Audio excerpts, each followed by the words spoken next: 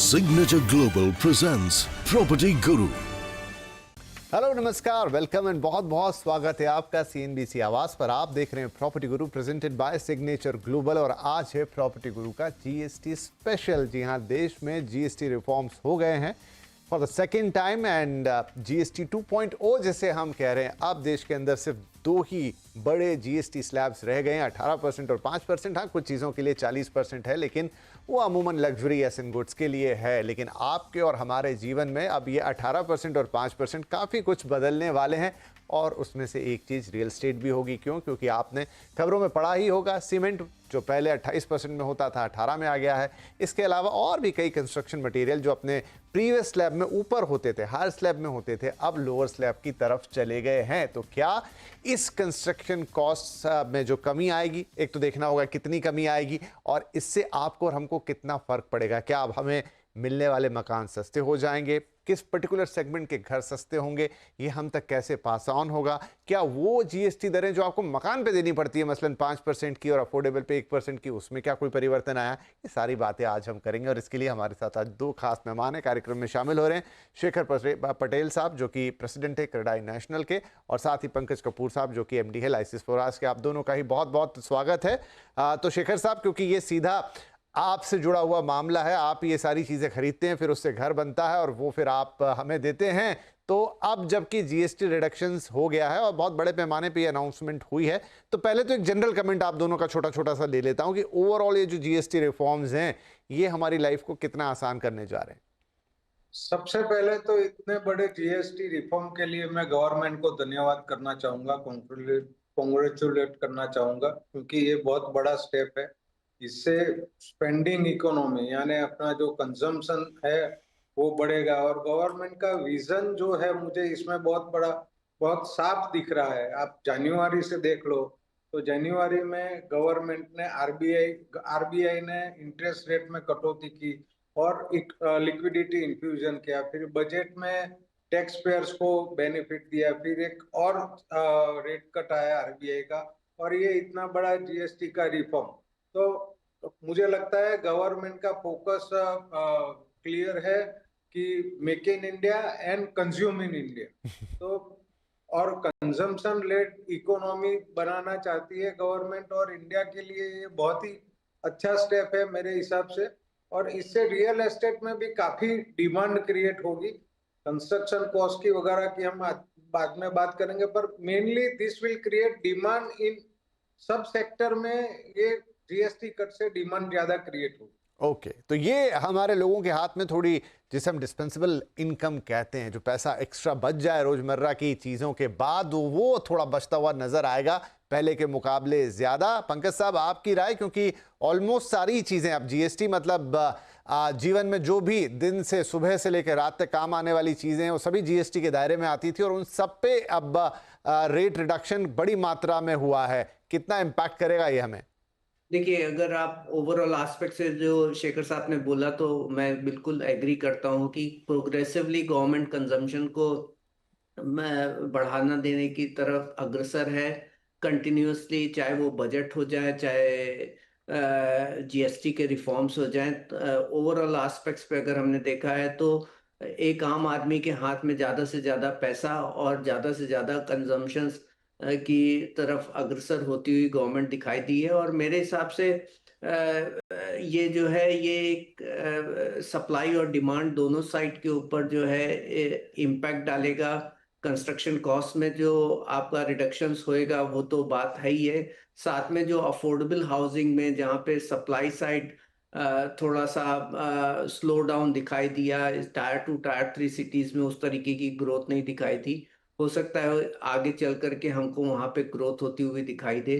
तो overall aspect से मुझे ये बड़ा ही फॉरवर्ड लुकिंग और ग्रोथ ओरिएंटेड अप्रोच दिखाई दे रही है गवर्नमेंट की तरफ से। Right, forward looking, growth oriented. आपके हमारे पास थोड़े से एक्स्ट्रा पैसे आएंगे, वो पैसे हम कंजम्पशन में लगाएंगे और वैसे भी ये उन सारी चीज़ों पे हो रहा है जो आप ऑलरेडी कंज्यूम करते हैं। ये एक्स्ट्रा कंजम्पशन तो अलग बात हो गई, लेकिन ऑलरेडी जिन चीज़ों को आप कंज्यूम करते हैं अब वही सस्ती हो रही हैं, अपने पहले स्लैब से नीचे के स्लैब में आ रही हैं। तो इनफैक्ट वो बचत वाला पोर्शन, वो जो एक्स्ट्रा मनी वाला पोर्शन है, वो बढ़ता हुआ नजर आएगा और उसका इंपैक्ट ओवरऑल इकोनॉमी में दिखेगा। ये बात हो गई मोटे तौर पे जीएसटी की ओवरऑल। नाउ शेखर साहब, coming to the real estate, अब देखिए सीमेंट सबसे ज्यादा चर्चा वाली चीज है कि 28% पे थी, अब 18% पर आ गई। सबसे बड़ा रॉ मटेरियल है जो बिल्डिंग में लगता है। उसके अलावा हम देख रहे हैं कि रेती, ईंटें और भी फ्लाई ऐश वगैरह सबके जो पहले वाले स्लैब थे, आप ज़्यादा बता पाएंगे, वो कम हुए हैं और बहुत सारा मटेरियल लगता है। आई थिंक 1000 से ज़्यादा डिफरेंट मटेरियल होंगे जो बिल्डिंग बनाने में लगते हैं।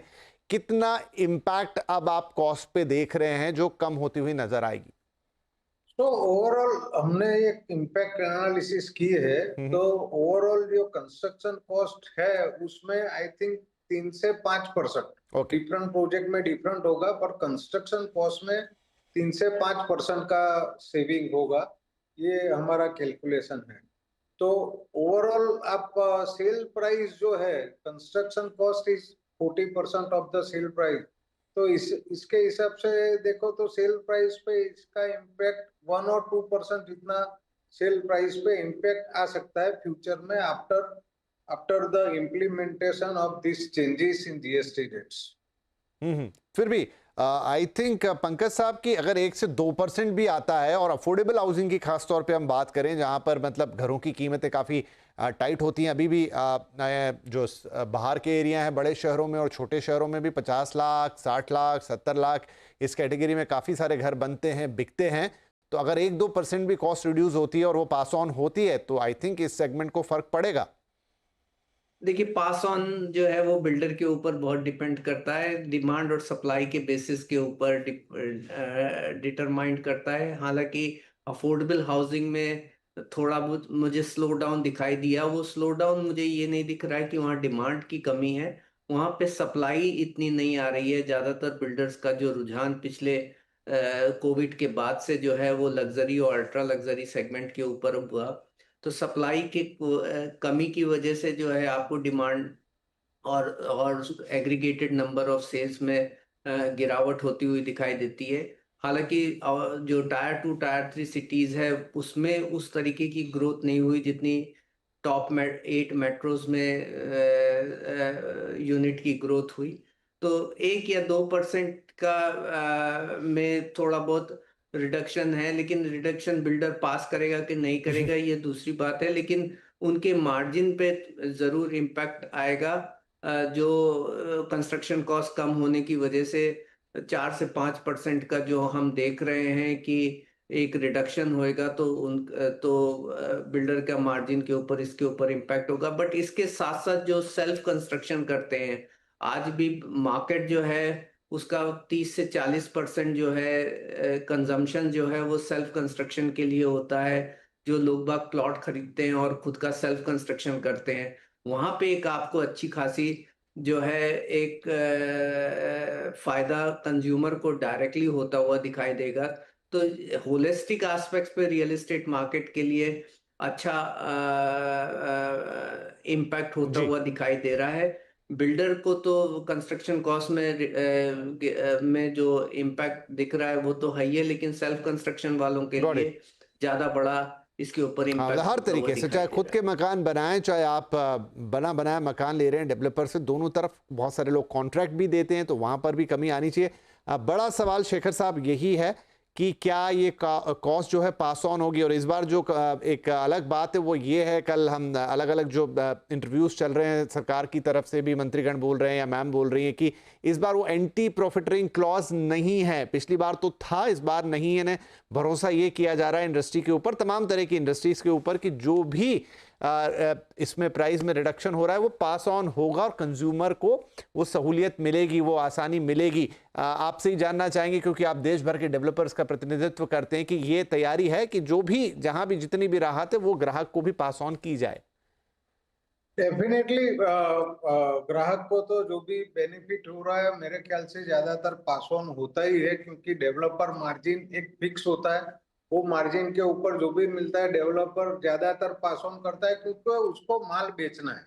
यानी मैं तो सिर्फ रियल एस्टेट की बात नहीं कर रहा हूँ, ओवरऑल इंडिया के अंदर जो गवर्नमेंट ने ये जिस तरह से इकोनॉमी को मैनूवरिंग हो रहा है, जिस तरह से इकोनॉमी चल रही है, मेरे हिसाब से ये जीएसटी का रिफॉर्म और उसके पहले जो इनकम टैक्स का रिफॉर्म हुआ, ये सब सबसे बड़े रिफॉर्म है इसकी वजह से कस्टमर के हाथ में काफी पैसा बचेगा। और इंडिया में आपको पता है कस्टमर के हाथ में जब पैसा बचता है तो पहला उसका सोच होता है खुद का घर खरीदना या खुद का ऑफिस खरीदना या खुद की दुकान खरीदनी। तो ये सब जो चेंजेस हुए हैं उसके कारण मुझे लगता है रियल एस्टेट में यानी खास करके हाउसिंग सेक्टर में, कमर्शियल सेक्टर में, रिटेल सेक्टर में काफी डिमांड बूस्ट आएगा। और ओवरऑल मार्केट यानी बाकी सारी चीजें में भी यानी रियल एस्टेट एक मल्टीप्लायर इम्पैक्ट भी करता है। तो 1 रुपया जब रियल एस्टेट में खर्च होता है 3 से 4 रुपये की अदर इंडस्ट्रीज में जैसे सीमेंट, स्टील, बैंकिंग सेक्टर में इम्पैक्ट पड़ता है। जी। तो ओवरऑल ये जो है जो जीएसटी का बेनिफिट और इनकम टैक्स का बेनिफिट और हाउसिंग लोन के इंटरेस्ट कम होना, ये तीनों कंबाइन होके एक मार्केट को बड़ा पुश देगा और उसकी वजह से रियल एस्टेट मार्केट अच्छी तरह से चलेगा और कस्टमर्स को भी अच्छे घर मिलेंगे, सप्लाई बढ़ेगा, अच्छे घर बनेंगे, कस्टमर को भी बेनिफिट होगा, गवर्नमेंट को भी फ्यूचर में बेनिफिट होगा और डेवलपर को भी बेनिफिट।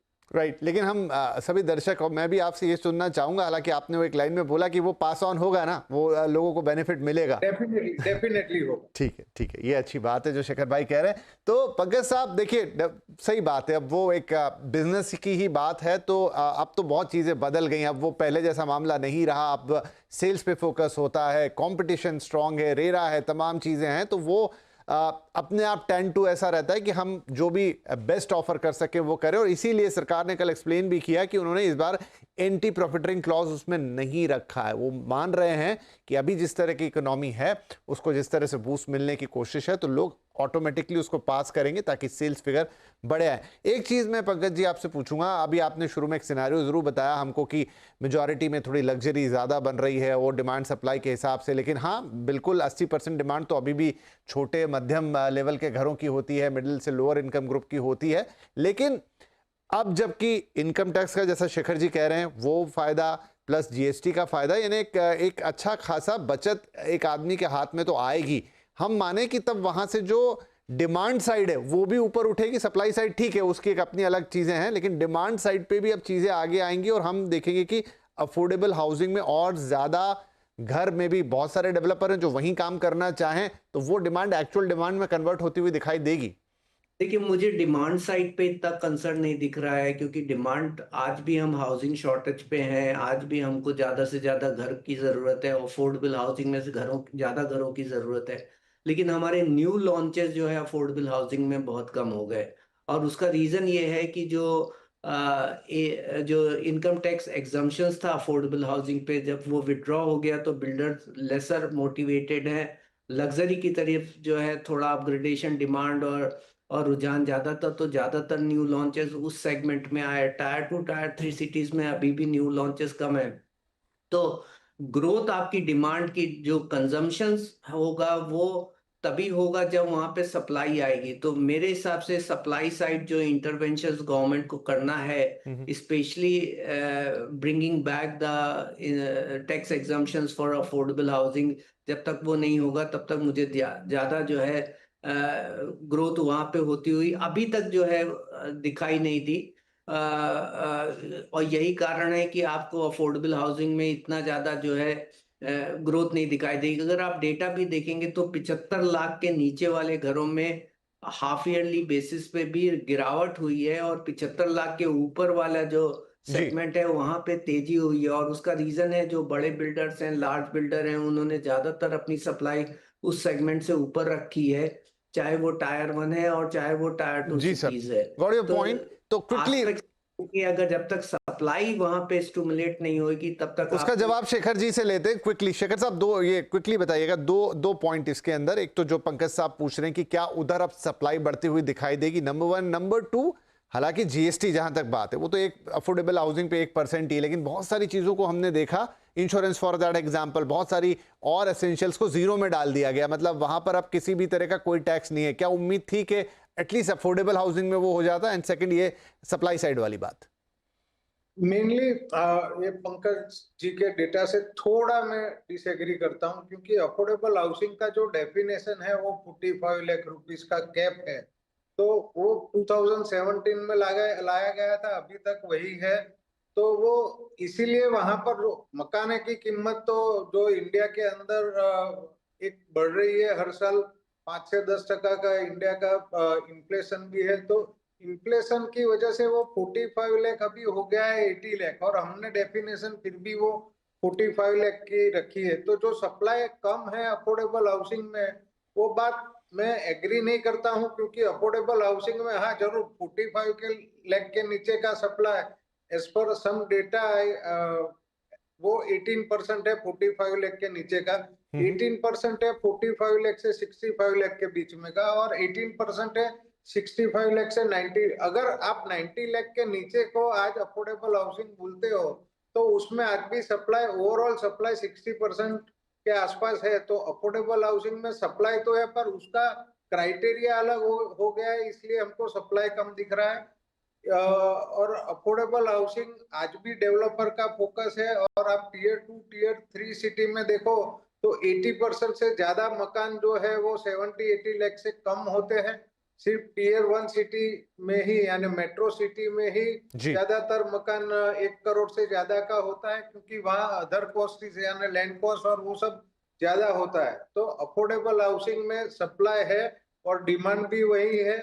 मेरी सिर्फ रिक्वेस्ट है गवर्नमेंट से, ये अफोर्डेबल हाउसिंग की जो डेफिनेशन है उसमें चेंज किया जाए, तो आपको यहाँ पर काफी सारा सुधार देखने मिलेगा और काफी सारा सप्लाई भी देखने को मिलेगा। जी, ये लंबे समय से बात होने लग गई है कि वो जो डिस्क्रिप्शन है अफोर्डेबल हाउसिंग का 45 लाख और खास तौर पे वैल्यू टर्म्स में, वो अब आज के समय जब हम 2017 से ऑलमोस्ट 8 साल आगे हैं, उसको चेंज करने की ज़रूरत है। आई थिंक ये चीज़ फिर एक बार लंबी डिबेट मांगेगी, लेकिन आज के लिए तो समय समाप्त हो रहा है, क्योंकि फोकस था जीएसटी पे। दोनों ही मेहमान कह रहे हैं उससे रिलीफ काफ़ी आएगा, एक हाथ में थोड़े ज़्यादा पैसे आएंगे तो ओवरऑल ग्रोथ आएगी, रियल एस्टेट में भी हमें अच्छी डिमांड देखने को मिल सकती है, और कंस्ट्रक्शन कॉस्ट का जो भी फायदा होगा वो शेखर साहब ने कहा है कि वो डेवलपर पास ऑन करेंगे घर खरीदारों के लिए। बहुत बहुत शुक्रिया आप दोनों ही मेहमानों का हमारी इस खास पेशकश में जुड़ने के लिए। बहुत बहुत धन्यवाद शेखर भाई, पंकज साहब। यहाँ पे लेंगे एक छोटा सा ब्रेक, और ब्रेक के बाद आपके लिए लेकर आएंगे integrated township SG SPR states की पहली झलक। छोटा सा ब्रेक।